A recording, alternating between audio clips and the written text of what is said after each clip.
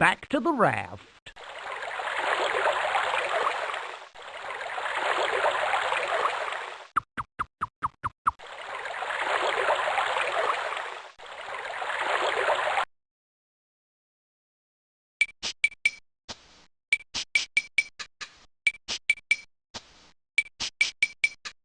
Can you spell pastime? Good job, good job. Spell salt. You're on a roll. Can you spell view? Terrific.